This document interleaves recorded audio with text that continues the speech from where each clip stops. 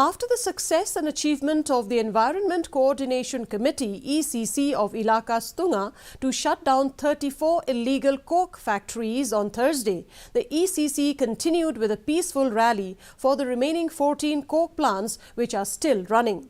The public rally was organized by the ECC for the third time along with its women's wing to demand for the closure of the 14 coke plants which have obtained clearance from the state government. Speaking at the rally, ECC legal advisor Reading War expressed that what information he has received that even to establish five coke factories will be a cause of air pollution.